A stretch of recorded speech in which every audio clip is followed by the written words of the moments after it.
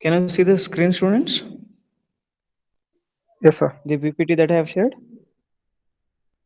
Yes, sir. Okay, students, then we'll start.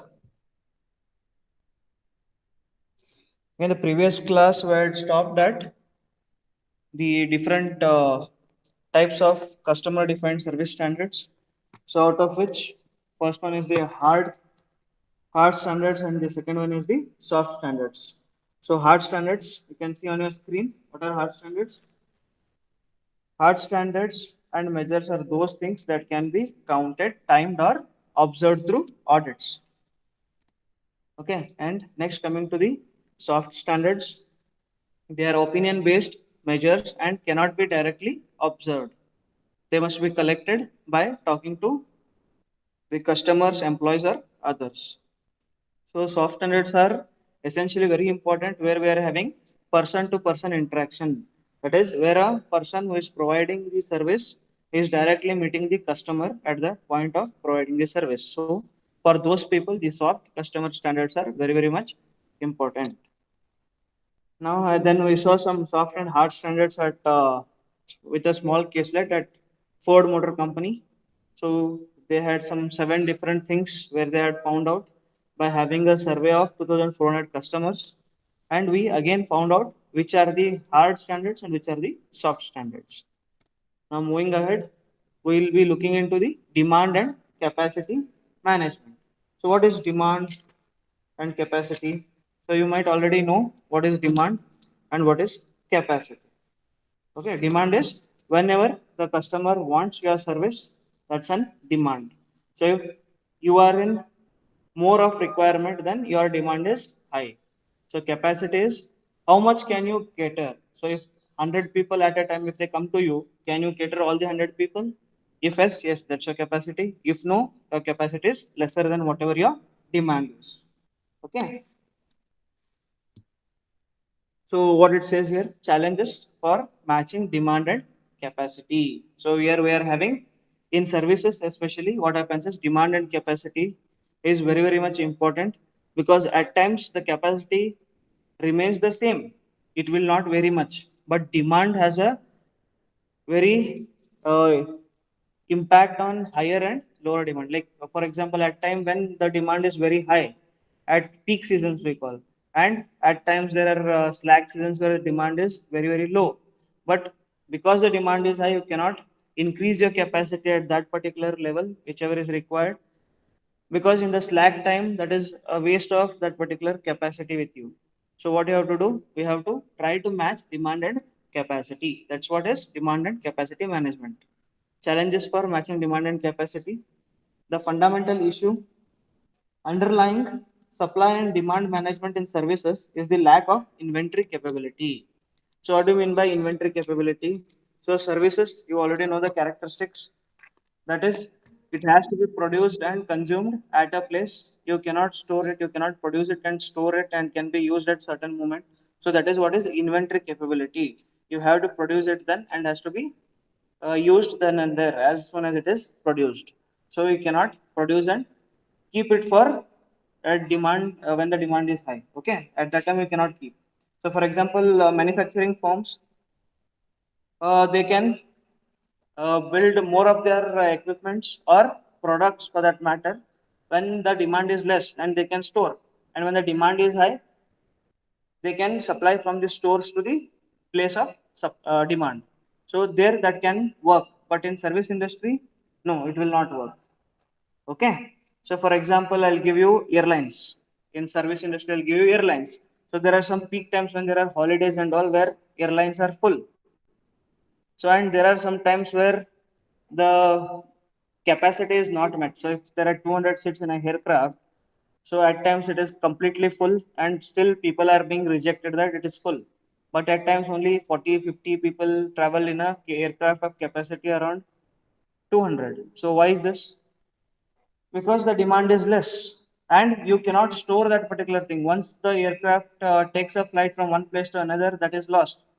Okay, you cannot say that okay, that chair I'll keep here, when the demand has increased I'll send the same seat again. So you cannot do that. So that is very, very much important. So we need to manage the demand and capacity properly.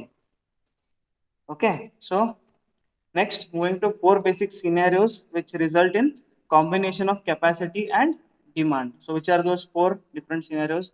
First is excess demand. So what is excess demand? So the level of demand exceeding the maximum capacity is called as excess demand. Okay, it will be, the demand will be exceeding the maximum capacity that you can cater to. In this situation, some customers will be turned away. So as I give you the example of a airline. So if the airline is full, you cannot put more people there. So you say that okay, it's full, and you are sending that particular customer away.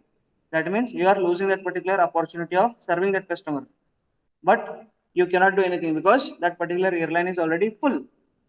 So similarly, which is resulting in loss of business opportunity for the customers who do not receive, the service, its quality may not match what was promised because of crowding or overtaxing of staff and facilities. So somehow if you manage for that one customer, if only one person is there, if you are managing it, it will not be as equal to the person as in a normal case. So he has to compromise or you have to compromise some or the other way. So the service quality will surely decrease if you are having an excess capacity that you are trying to fulfill. Okay. So next is demand exceeds optimum capacity. Demand exceeds optimum capacity. No one is being turned away in this case, but the quality of the service may still suffer because of overuse, crowding, or staff being pushed beyond their abilities to deliver consistently with So you are in this case, if it is exceeding your optimum capacity, you are not turning the customer away. You are managing somehow and you are trying to serve him. But what happens here is the quality decreases as well as you are putting more pressure on the facilities as well as your people, that is the staff that they are working over there, and the service capacity of that particular service is already over, but still your quality will come down because you are trying to fit more people or fit more services than the available quantity that you can serve. That is demand exceeds optimum capacity. Next is demand and supply are balanced at the level of optimal capacity. Demand and supply are balanced at the level of optimum capacity. Staff and facilities are occupied at an ideal level. No one is overworked. Facilities can be maintained and customers are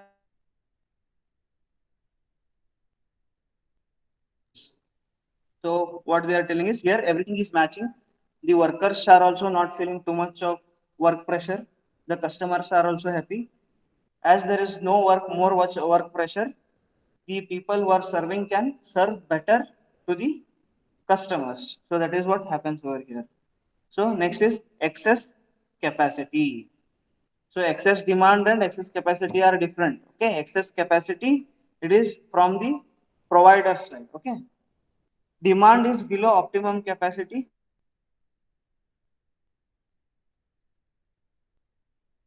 Equipment and facilities are underutilized, resulting in lost productivity and lower profits. Customer may receive excellent quality on an individual level because they have the full use of the facilities. No other customers, no waiting, and complete attention of the staff can be provided to the customers at that particular time because you are having capacity of serving more people or more customers than usual, but at this time you are having very less customers, so there are more staff who are attending to very less customers. So at this time there will be no waiting period.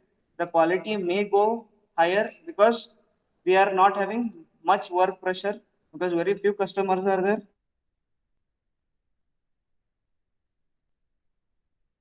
Right. So I'll tell you what is the effect. However, service quality depends on the presence of other customers. If people say that okay, if there are other customers, then this is good. In that case, it will be a negative thing because people think that okay, no person is availing this particular service. That means there might be some issue in this, or Have I taken a wrong decision to come to this particular service provider? So even such things may happen, or they may even think that okay, the service quality might be inferior than other places. So even that may happen. The positive thing is many people can serve very less customers in a very effective way. That is the positive thing. But the negative thing may happen that people may think that if there is no crowd or no waiting, so this might not be an adequate quality service that is being provided to them. Even that might be an issue. So you need to be very careful. Okay. So what are the four different scenarios? First is excess demand, where demand is more and your capacity beyond your capacity basically, that is excess demand. Demand exceeds optimum capacity. That means you can accommodate, but not in a very usual quality service.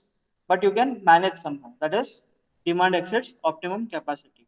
Demand and supply are balanced at the level of optimal capacity. That means even the customers are also getting the optimum delivery of the service, as well as the staff who are providing are also not in too much of pressure to serve many people. So there it is a balance basically. And the fourth one is excess capacity.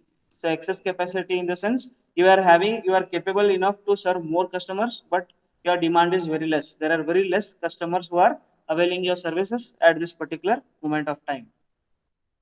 So next, capacity constraints. So there are four major capacity constraints, and those are: first one is time, labor or staffing, second one, third one is equipment, and the fourth one is facilities. These four are the major constraints in any service delivery process where capacity has to be maintained. So these are the four things. So first one is time. So what do you mean by time here?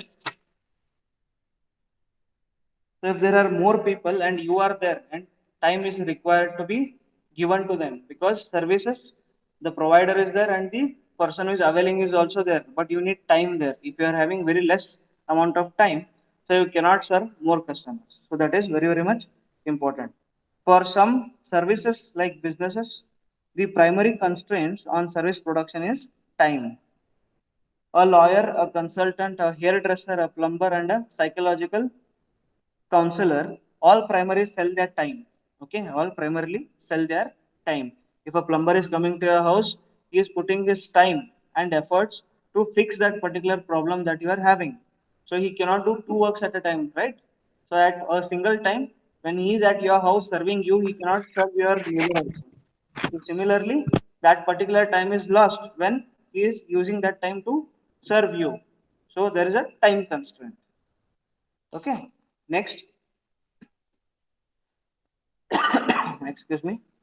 From the point of view of firm that employs a large number of service providers, labor and staffing levels can be primarily capacity constrained. So, for example, in a law firm, in a university department, a consulting firm, or a tax accounting firm, what happens here? So if there are more people, so more staff is required. If people are already working on many of the things, they may not ask the other person to come and avail their services. They will ask them to wait.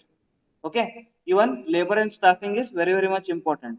So if they are having an adequate number of labor, when the demand is less, they can serve better. But when the demand is more, what happens? They should ask the customers to wait. Okay. So in some cases, so next one, equipment. So equipment will see in some cases, equipment may be of very crucial constraint. Okay. For example, if you are having a company where you are delivering things from one place to another. Okay. So on a very high demand time, you need more trucks to, for example, if you're using trucks to transport the things, whatever is being given to you.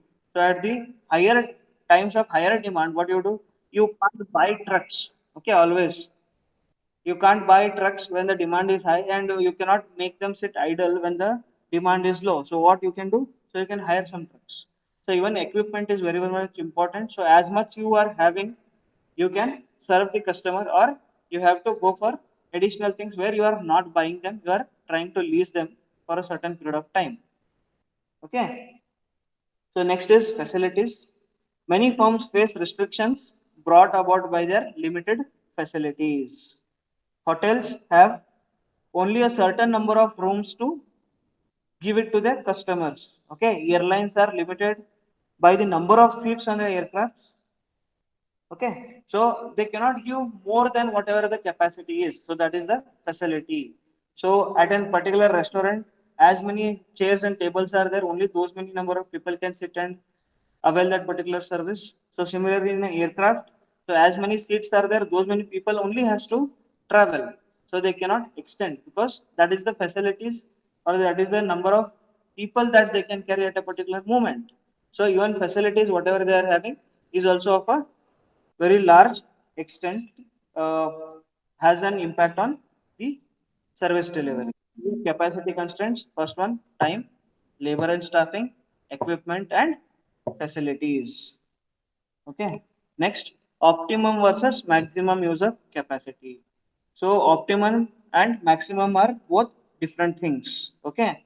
To fully understand capacity issues, it is important to know the difference between the optimal and the maximum use of the capacity. Optimum and maximum capacity may not be the same. So at particular moment of time both might be, I mean, the level, you can say optimum and maximum are same, but most of the times optimum is different and maximum is different. Okay, using capacity at an optimum level means that resources are fully employed but not overused, and that customers are receiving quality service in a timely manner. Okay, so we are not overusing whatever capacity we are having. We are fully employing, but we are not overusing. So in optimal level. Okay, next comes maximum capacity. Maximum capacity, on the other hand, represents the absolute limit of service availability. So maximum is that is the end. And after that particular level, even if you want, you cannot do anything. So that is the maximum capacity. Okay. So in a car of a five-seater, optimum level is you can accommodate five people. So maximum capacity can be six or seven, depending upon the kids and other people. So other than the maximum capacity, can you put more people in a car? No, right? That is the difference between a optimal level and maximum level. Okay. So some examples I can say, in case of sporting event, optimum and maximum capacity may be the same. So if you are playing something, your optimal level, you have reached the optimal level in the sense you have reached the maximum level where you are playing.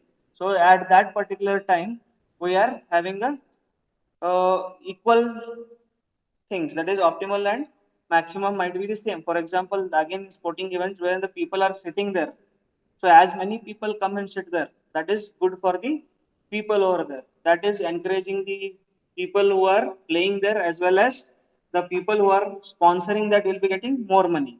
So the optimal and maximum are same over there.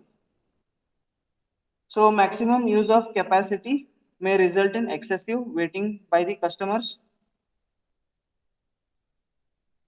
So in, for example, in a restaurant, if I take, see the optimal level is whatever number of customers a particular person can handle in a particular space available. Okay. So at times of maximum capacity, what they can do, they can give you some two to three chairs in the same table where they can accommodate. So beyond that, they cannot do anything. So that is the maximum capacity and the optimum capacity. Next. So what happens if we exceed maximum capacity? So maximum capacity if exceeded, what happens? You will be having decreased quality. So you are serving at a particular quality, but if it is overcrowded, you may not have that the same quality to everyone. So that the quality is decreased. Second is customer dissatisfaction. If the quality decreases, what happens? Why the person has come to you? Because you maintain a certain quality as well as you maintain a certain way of providing that particular service to them. So, but if you are not maintaining that only due to the excess capacity, what happens? The customer is very much dissatisfied. And the last one is employee burnout and turnover.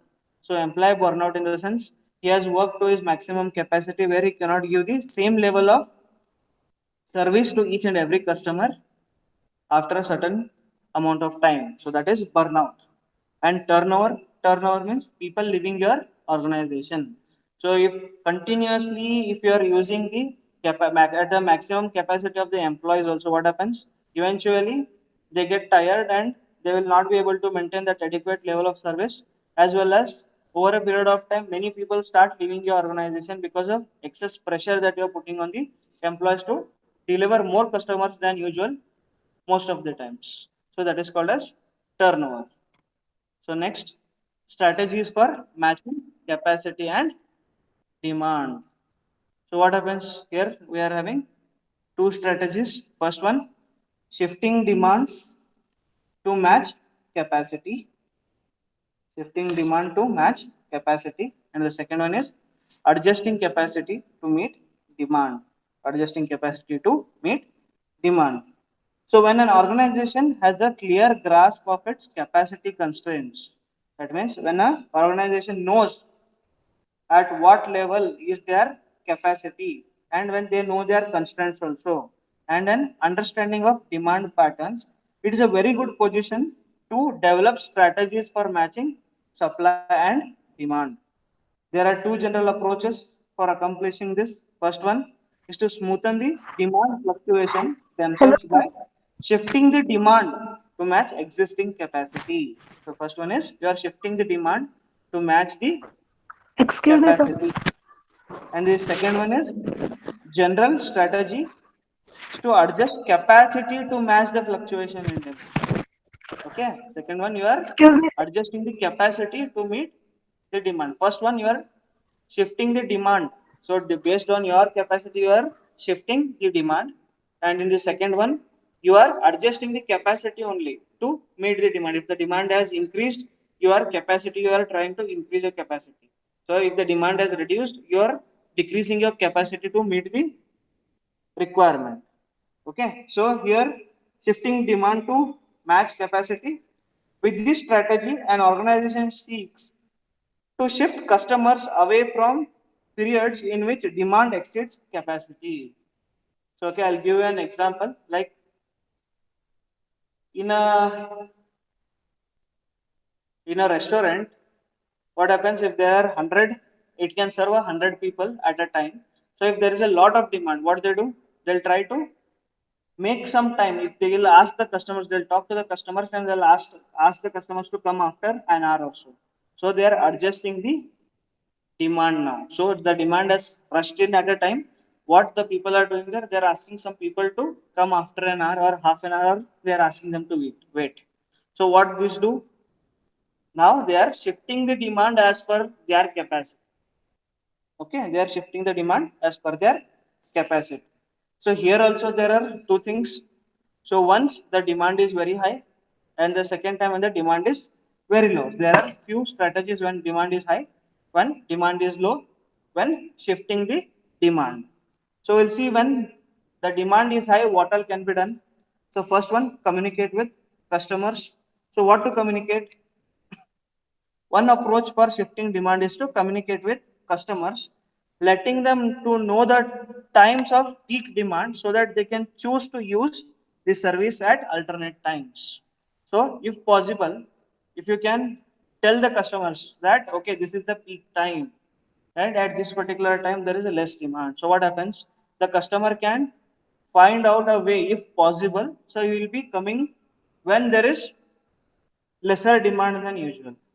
So you are, but what you have to do is you have to communicate to the customer whenever there is a peak that is going on, that is higher demand, and you should ask them to try and avail the facility whenever there is less demand. This is the first one, communicate with customers. Second one, modify timing and location of service delivery. So what is this? Some firms adjust the hours and days of service delivery to more directly reflect customer demand. Okay. For examples, I'll tell you. Excuse me.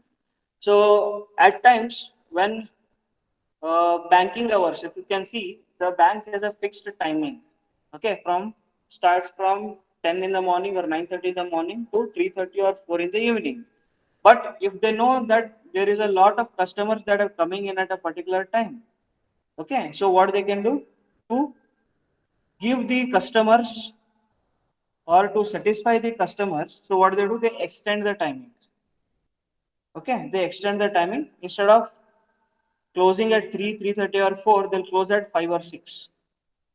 So if more demand is there for their service. So just for an example, I give you bank. It can be hospitals also. So at times now, hospitals can be a better example. So if you see if a doctor is opening for a fixed period of time, his clinic, now he will be opening more because there are more patients who are moving into the hospitals due to various issues. Okay, so that is what you can do. So you can modify the timing and location of service delivery. Location in the sense, okay, now you are operating in one place at a certain period of time, though you can go to some other place also. If you know that demand is very high over there, instead of asking your customers to move in to your place, you can move to their place. Okay, that is very, very much important. Next, offer incentives for non-peak usage. So what is this? In an attempt to shift demand away from the peak times, some firms usually offer incentives to encourage customers to shift their usage of the services to the other times. So you know already, you have communicated to the customers that okay, this is the peak time and this particular time the demand is less. So if a person who wanted to avail their services at the peak time chooses to avail their service when the demand is less at that time, you can give them incentives. You can give them a better quality services, or you can give them some additional things which were not included in that particular service. So why we are doing that? To encourage people to use the other times than the peak hours. So this is one of the strategy again. If you give more at a particular time, so people run in over there. So for examples, pubs and all, what they do, they already know peak hours are peak timing is the weekends, that is Saturdays and Sundays.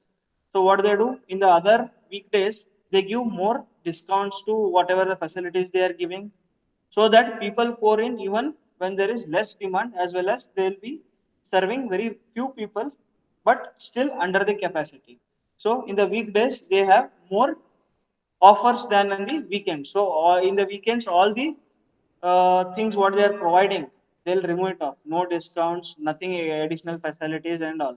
So it will be a normal thing. But in the weekdays, they'll provide some discounts as well as some additional facilities for the same amount that you are paying in your weekends. So to match that particular capacity and demand, they do all these things. Okay. Next is set priorities. This is very, very much important. Set priorities in the sense, for example, there are very few people who are like just coming to avail services.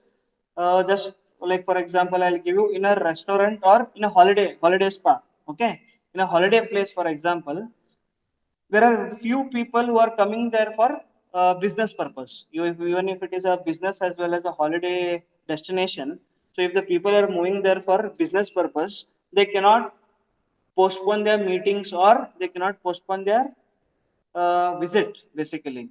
But the people who are going there for holidays, they can shift their planning to some other time.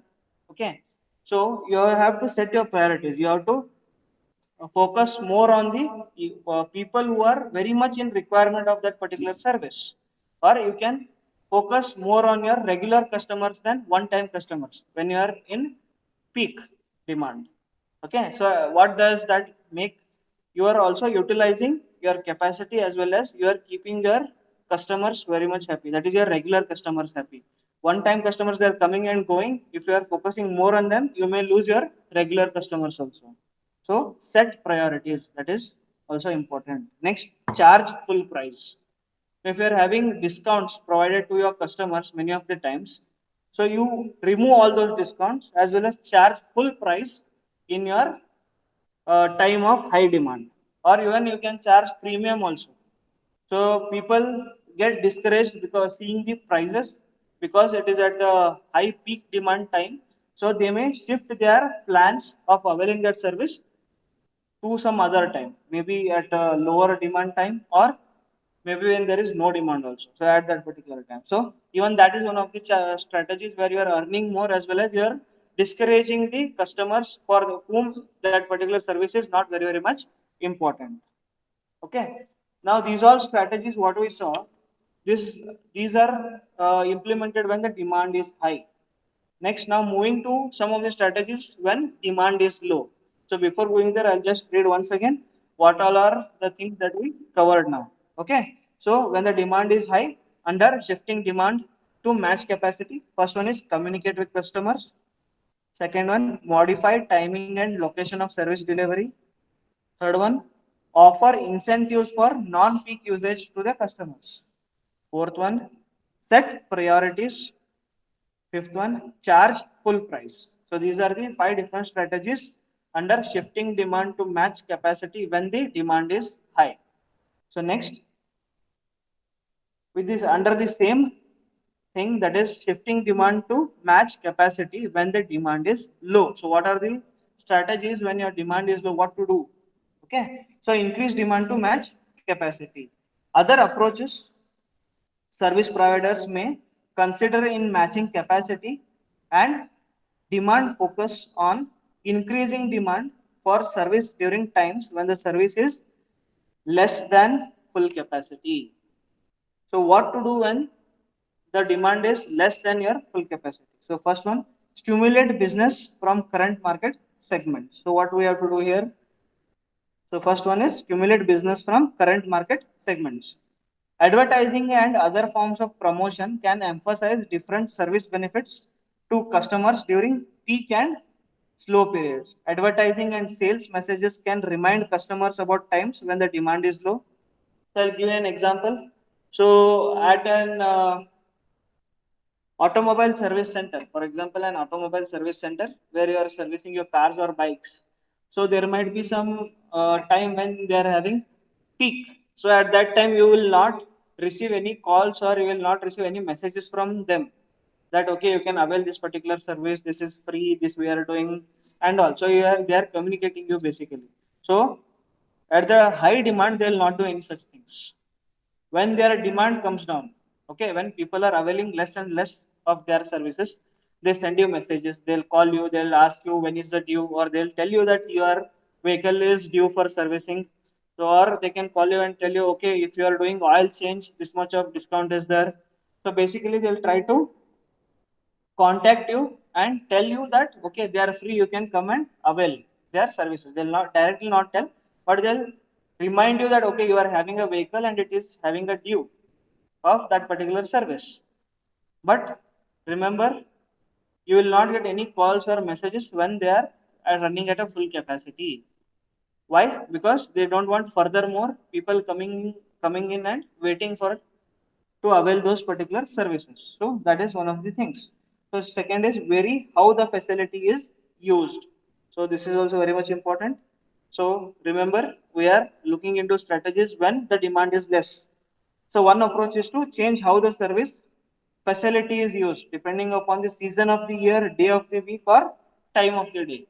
So best example is uh, these places where people go for marriages and all. Okay, the marriage halls or party halls.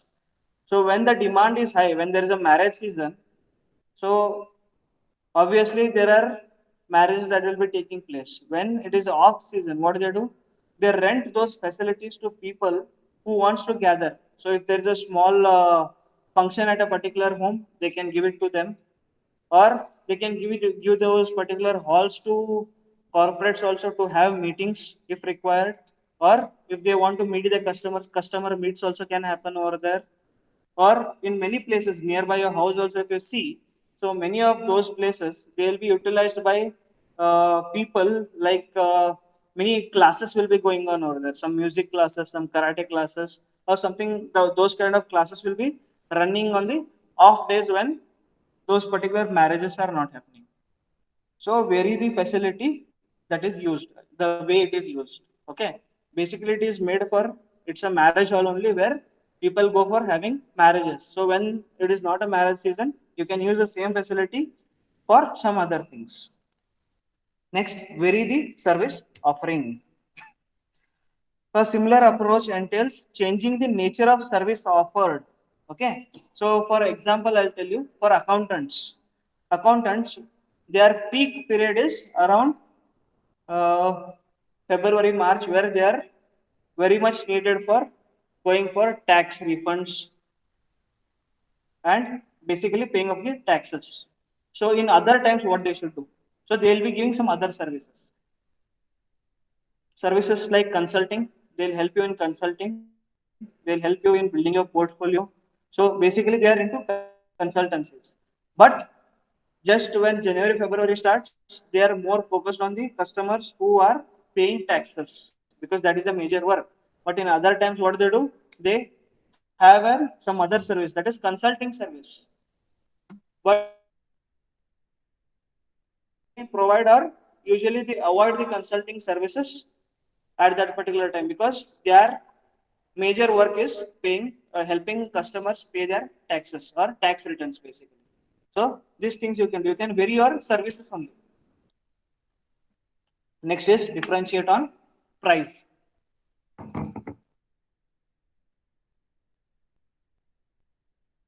So something is better than nothing. So what do? You give discounts.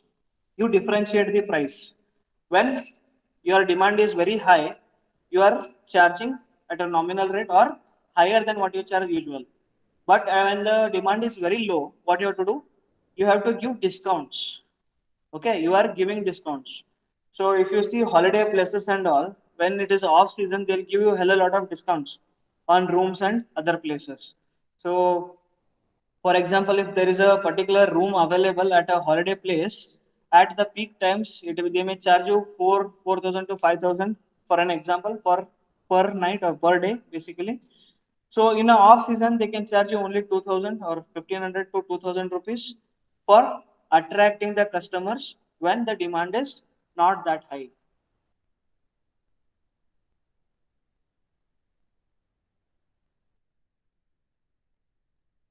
Basically to fluctuate demand. So demand is high, if you're increasing the prices, those who can afford they come, rest all people they are discouraged and they'll move away. So when the demand is less, you are asking the customer to pay less so that many people may rush in and use your facilities. So with that, you are also benefited and the customer is also benefited simultaneously. So what is this? So we just saw under shifting demand to match capacity when the demand is less, what strategies are used? First one, stimulate business from current market segments. Second one, vary how the facility is used. Third one, vary the service offering. Fourth one, differentiate on price. So here in differentiate on price, I have to just tell you one thing. So if you are basically more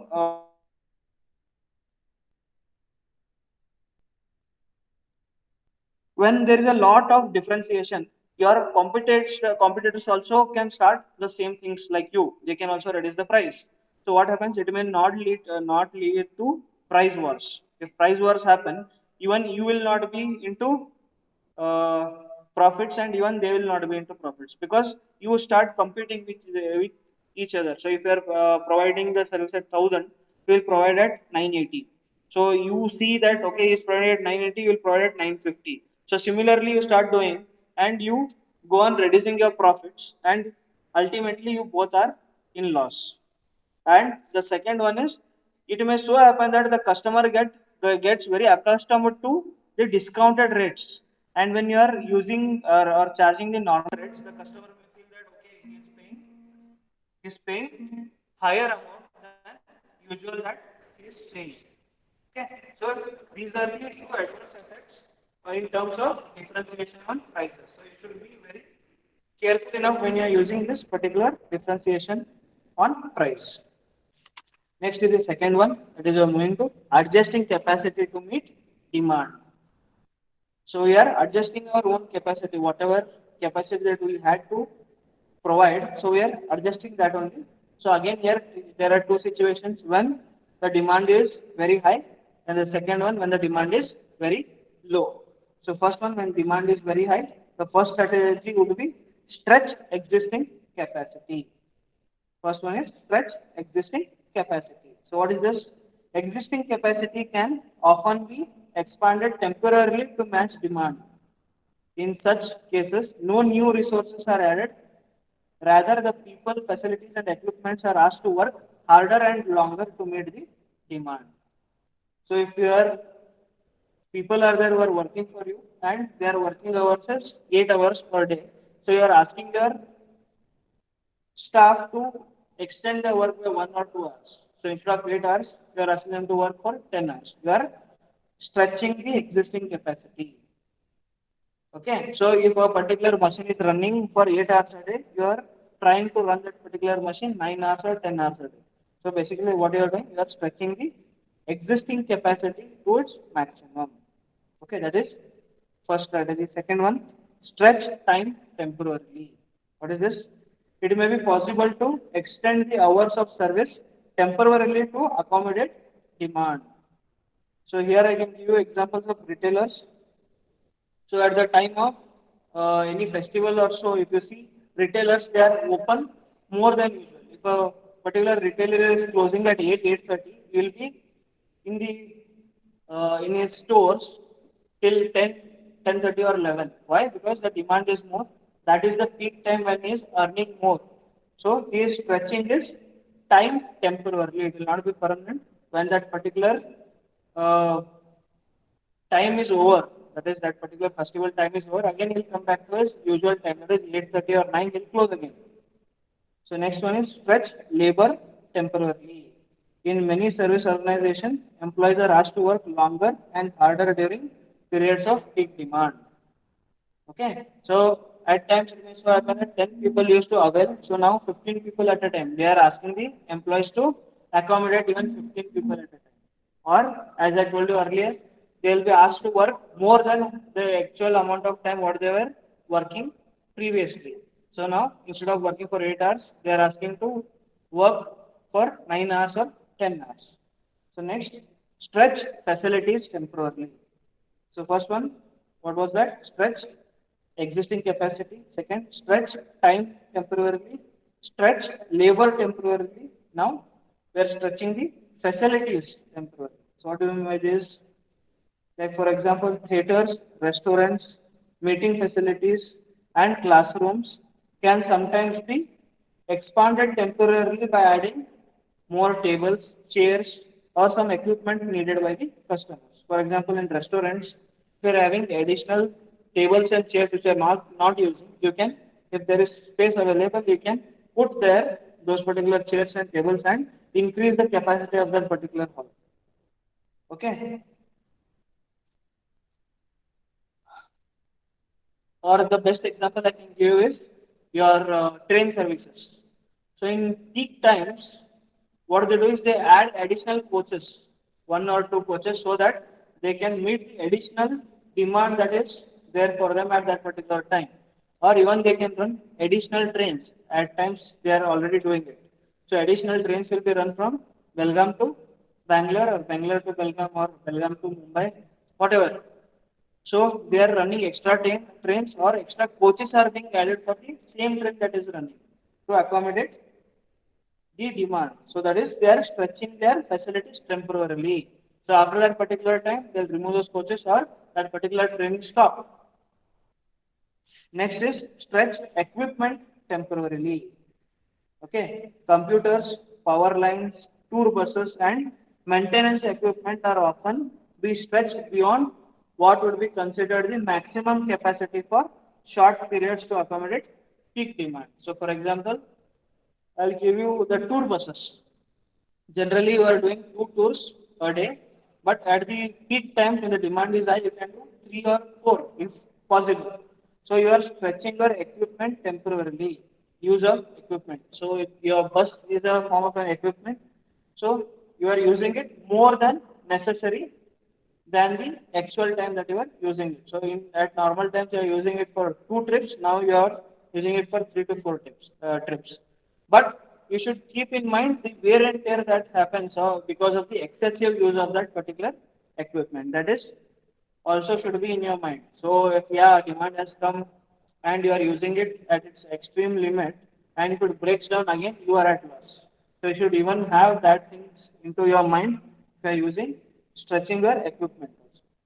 Okay, next, these all things when the demand is high. So adjusting capacity to meet demand. Under that, when demand is high, the different strategies are: first one, stretch existing capacity, stretch time temporarily, stretch labor temporarily, stretch facilities temporarily, as well as stretch the equipment temporarily. Okay. Next, so under adjusting capacity to meet demand when the demand is low. So the first one is use part-time employees. What is this? Use part-time employees.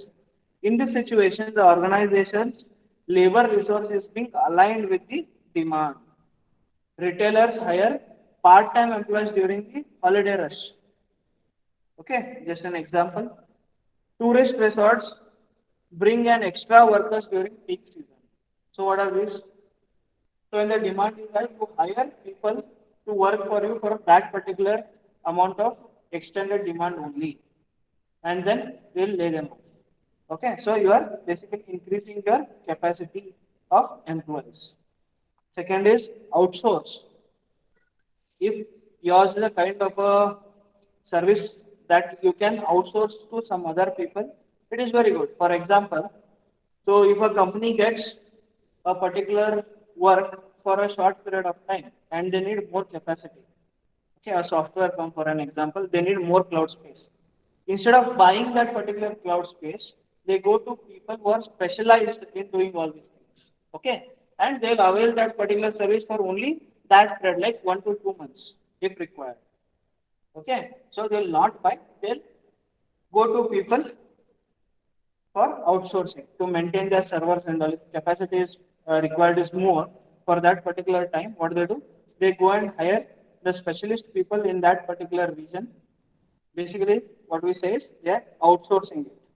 Okay, they are working, but that particular uh, task of extending that particular service is given to some other people who are not of your excuse me, who are not of your company, or the people who are not working for you. That is outsourcing. Next is rent or share facilities or equipment. Okay, so here no need to explain. You are basically renting the facilities or equipment when the demand is high. For example, at the time of Christmas in US and other countries where people send gifts at time of Christmas and Easter, the mail people who are carrying the mail, they cannot buy trucks. What they do? They hire trucks at that particular moment of time to meet the demand. Okay, so that is what is you are basically renting or sharing the facilities. So next is scheduled downtime during periods of low demand. Okay, this is most of the companies go for this particular strategy. So when the demand is less, if you are having any maintenance, okay, maintenance to be done for your equipments or for the facility, or you are revamping your facility, what do they do? When the demand is less, they go for those things. Because even if they shut down their delivery process for a certain period of time, or if they reduce the duration of providing service, that will not impact them much because the demand is very, very less. So at that time, they go for scheduling downtime. That means any maintenance work or any new equipment has to be installed, or like new equipment to be installed which is affecting the other machines. That means you are stopping those particular machines or so or your facility. That means in a peak time you are losing that particular customers. But at downtime, what happens is even you are doing your work as well as you are providing the services at a particular level. And after this particular maintenance, even those particular facilities will help you in providing better quality service to their customers. And the last one is cross-train employees. Not the last one, last but one. That is cross-train employees. That means same employee is doing multiple works. So based on the demand, he is working at a particular place, and when the demand is less, he is going to some other place. So best example I'll tell you is the managers in the restaurant. Okay, so what they do? They are managers, they already know, but at peak time when the people are rushing in, what they do? Even the managers also serve at times to maintain that particular demand and to keep the customer happy where he is waiting less. So at the time of demand, even the restaurant manager also comes and serves the customers. And when the demand is low, he goes back to his position, and the other employees take care of the customers. So even you have to cross train the employees to do multiple things when the demand is high and when the demand is low. Even that can be done. So modify, last one, modify or move facilities and equipments. So sometimes it is possible to adjust, move, or creatively modify the existing capacity to meet demand fluctuations. So hotels utilize this strategy by reconfiguration of rooms. For example, if they are having two rooms with one internal door, so they are having two other doors also outside, but there's a connection inside. So what they can do, they can close a particular door and make two different rooms at the time of high demand. So usually it will be a one room, both the rooms included, they'll give it as a one packaged room. But as of now, because the demand is high, they can close that particular door in between and they can give it to two different customers to use. In most of the places, they do that. They'll be having two doors for a big hall or something, and there will be a partition in between where there's a door to move in and around of that particular space. And that particular door is being closed when the demand is high, and it can be used as two different rooms at the time of high demand. So even those kind of things can be done. You can modify, move your equipment or facilities as per your requirement at the time of high demand or low demand. So what are the things that we saw now? Adjusting capacity to meet demand under that. When the demand is low, what we can do? When the demand is low, first is use of part-time employees. If you are having an issue with the people, so you can hire few people for that particular time only. So that is called as part-time employees. Next is outsource. If it is possible to give a part of your work to someone else, you can outsource. Rent or share facilities or equipment if required.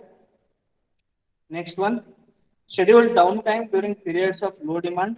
When the demand is low, make the repairs and other stuff, maintenance stuff. Cross-train employees.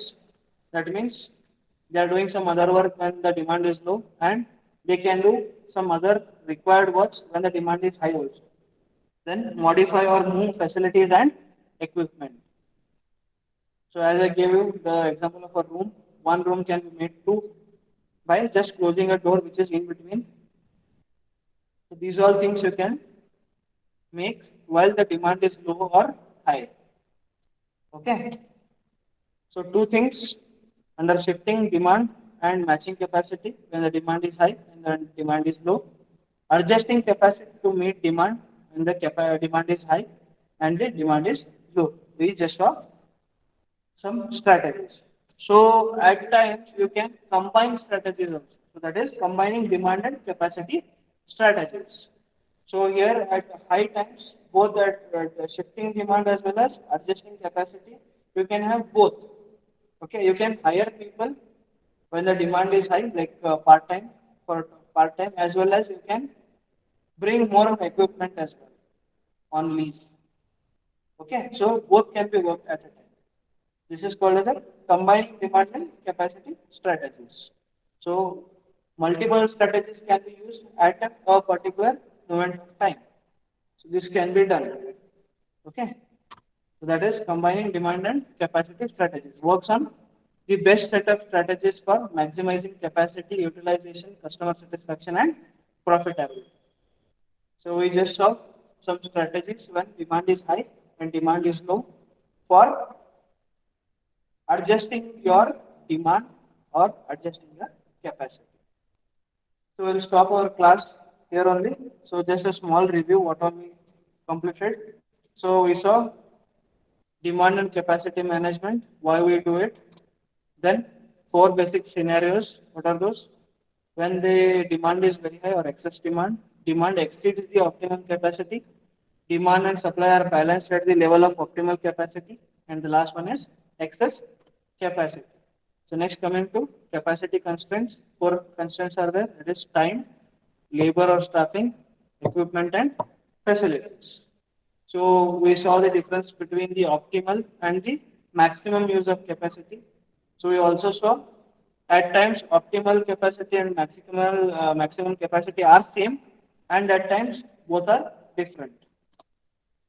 And maximum capacity if exceeded, what happens? Decreased quality, customer is very dissatisfied, as well as employee gets burnt out, as well as they may leave your organization also. Then we saw strategies by shifting the demand only based on when we are having high demand or low demand, or we are adjusting our own capacity depending upon the higher demand or the lower demand. Okay, any doubts here? Anyone? And we saw we can also combine those strategies. So anyone, any difficulties or doubts here, you can ask me. No doubts, right? Okay then. We'll continue our class in the next class. We'll continue with this. Okay, students, thank you very much.